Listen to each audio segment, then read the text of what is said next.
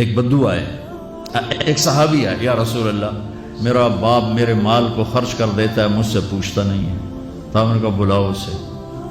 ان کو جب بلایا گیا تو اس نے پوچھا کیوں بلا رہے ہیں؟ کہ تیرے بیٹے نے شکایت کی ہے۔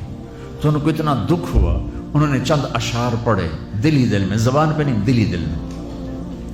اور مجلس میں آ گئے۔ جب پہنچے دربار رسالت تو جبریل آئے ہوئے، یا رسول اللہ اللہ تعالیٰ کہہ رہے ہیں اس کا مسئلہ بعد میں سنیں، اس سے کہیں وہ شعر سنا جو تو نے بیٹے کے گلے میں کہے ہیں اور اب تیری زبان سے ادا نہیں ہوئے پر تیرے اللہ نے سنے۔ تو آپ نے اس سے فرمایا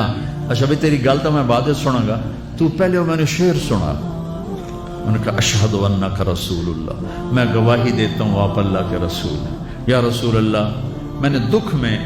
چند اشعار زبان سے نہیں دل ہی دل میں دہرائے تھے اور آپ کے رب نے عرشوں پہ سنا، واقعی آپ کا رب بھی سچا اور آپ بھی سچے۔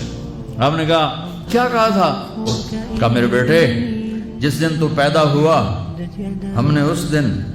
اپنی ذات کے لیے جینا چھوڑ دیا، ہم نے تیرے لیے زندگی کا سفر شروع کیا، تجھے ٹھنڈی چھاؤں میں بٹھانے کے لیے گرم ہواؤں سے لڑا، تمہیں ٹھنڈی ہواؤں سے بچانے کے لیے برفانی راتوں میں کام کیا، تیری ایک مسکراہٹ دیکھنے کے لیے ساری ساری رات تڑپا، ساری ساری رات اپنے آپ کو کوہلو کے بیل کی طرح اپنی ساری جوانی کا رس نچوڑ کے تیری ہڈیوں میں ڈال دیا، میں بوڑھا ہوتا گیا، تو پروان چڑھتا گیا، میری کمر جھک گئی، تیری کمر اٹھ گئی، میری ٹانگوں سے جان نکل گئی، تیری ٹانگیں مضبوط ہو گئی، میرے ہاتھ کانپنے لگے، تیرے ہاتھ مضبوط ہوئے، میں لڑکھڑانے لگا، تو اترانے لگا، تو مجھے خیال آیا کہ جیسے میں اس کے لیے دھکے کھاتا تھا،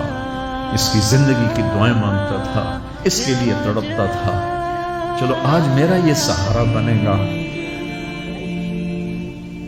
لیکن جب تجھ میں جوانی کی لہر دوڑی اور مجھے بڑھاپے نے کھا لیا، جب جوانی میں تجھ میں رنگ بھرا اور بڑھاپے نے میرے رنگ چھین لیے، جب جوانی نے تجھے سیدھا کیا، بڑھاپے نے مجھے ٹیڑھا کر دیا، کمر جھکا دی،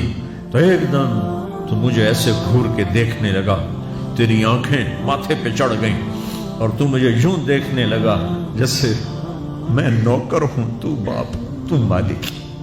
تو میں نے اپنی 30 سالہ زندگی کو جھٹلا دیا کہ ہاں ہاں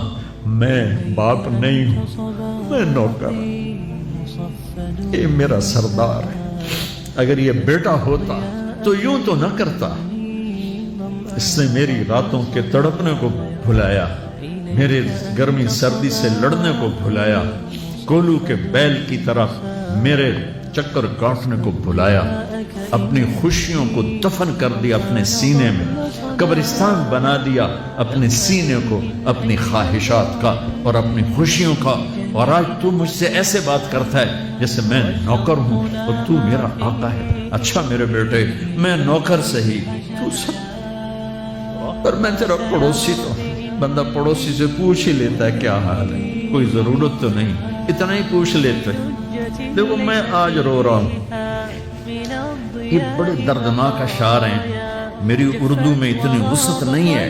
کہ میں ان اشعار کا درد سمجھ سکوں اردو کے الفاظ میں، لیکن اتنا بتاتا ہوں کہ میرے نبی روتے روتے ہچکی لگی، اتنا روئے۔ آپ نے اس بچے کے گریبان کو یہاں سے پکڑ کر دفع ہو جا، میری نظروں سے دور ہو جا، انت و مالک لابی، تیرا سب کچھ تیرے باپ کا ہے، یہی